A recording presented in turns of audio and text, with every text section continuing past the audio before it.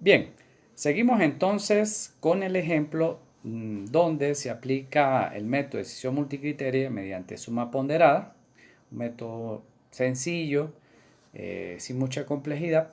Sin embargo, en este ejercicio hemos incluido más criterios y subcriterios, lo que eleva la complejidad de cálculo. Estamos entonces evaluando realizando una auditoría energética y estamos mostrando los aspectos concernientes a los subcriterios que en este caso tiene que ver con la energía o con la iluminación artificial, donde se tienen diferentes tipos de subcriterios. Hay hasta 14 subcriterios. Vamos entonces a introducirnos en esta parte para culminar la explicación de los ejemplos. Bien, vemos entonces allí que dentro de los subcriterios está el encendido y apagado de luces, el uso eficiente de la energía, bombillas incandescentes, luminaria con lámparas LED, iluminación de espacios interiores, vida útil de las luminarias, tipo de dispositivo de iluminación en función de sus sellos ecológicos, iluminación en áreas exteriores e interiores en cuanto al tipo o si es suficiente o no esa luz que se tiene en ese lugar.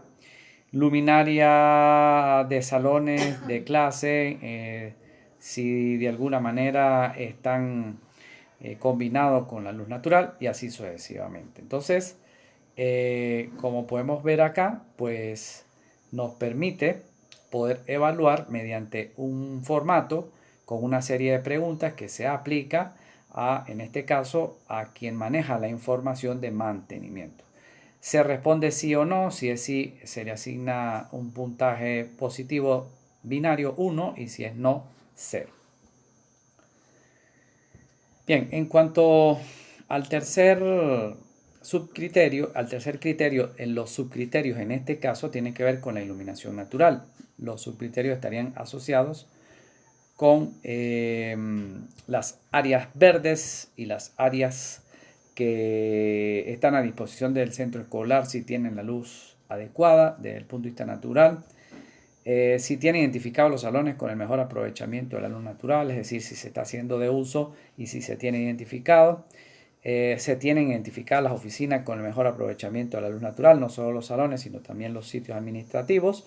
Y si los sitios con excelente luz natural tienen un mecanismo para regular la cantidad de luz exterior, porque también puede suceder que la luz es excesiva.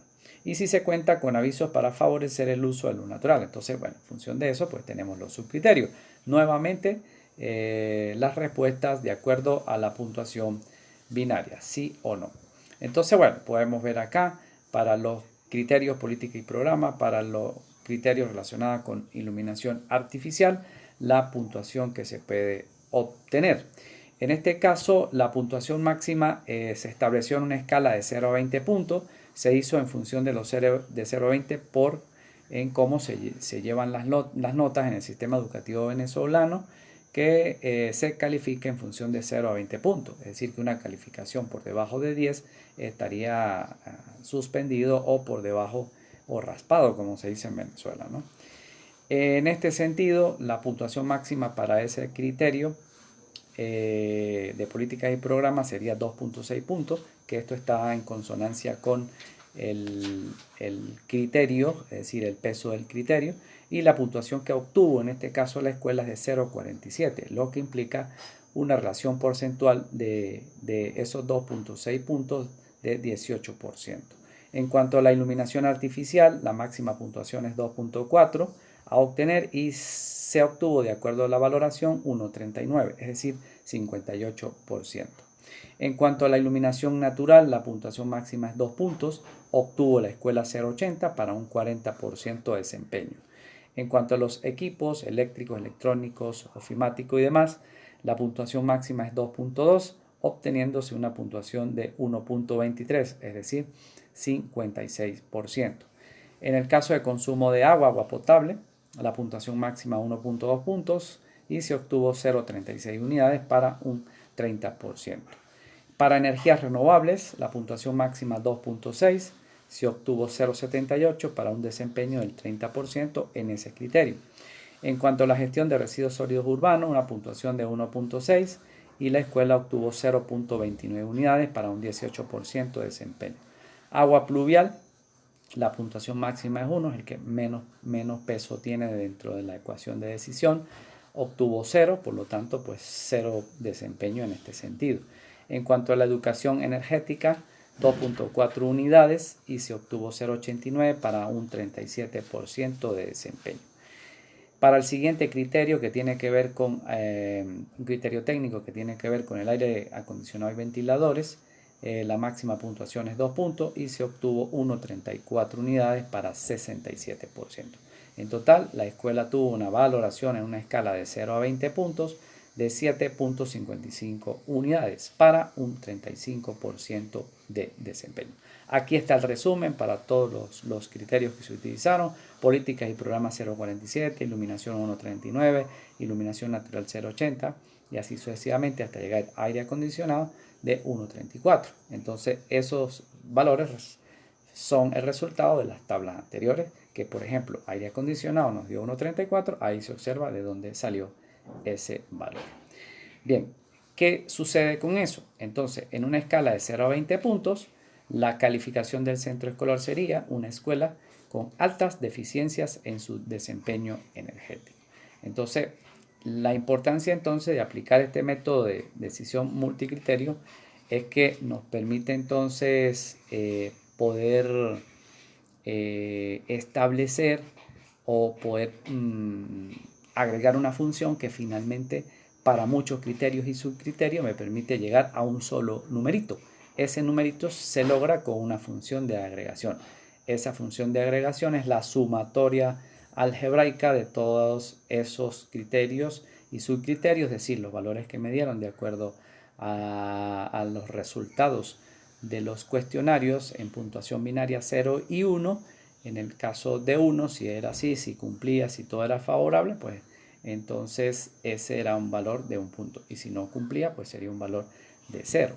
Entonces, cuando se multiplica el peso del criterio por el peso del subcriterio, obtenemos el peso global multiplicado entonces por el valor que se obtuvo de sí o no.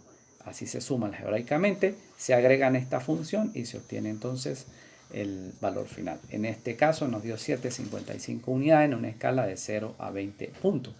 Por lo tanto, la escuela está raspada en cuanto a la eficiencia, en cuanto a la auditoría energética, que implica eficiencia energética, ahorro energético, uso de equipo, aprovechamiento de energía, entre otros atributos.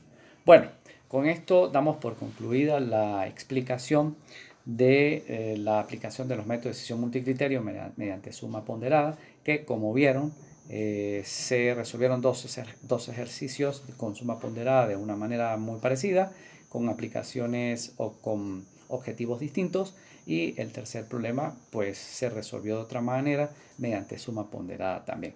Nos queda mostrar otro ejercicio que lleva otro tipo de normalización, mucho más robusto todavía, con menos carga de subjetividad y aplicando el método de programación compromiso, lo cual se explicará entonces en la siguiente clase para demostrar entonces cómo resolver otro problema con normalización y mediante la programación compromiso. Muchísimas gracias por estar atento, por seguirnos, por estar entonces siguiendo los contenidos de la teoría de decisión multicriterio con la finalidad de poder aplicarlos para la solución de problemas en distintas profesiones asociadas a la ingeniería, la arquitectura, el diseño industrial. Muchísimas gracias por estar allí. Será entonces hasta un próximo encuentro.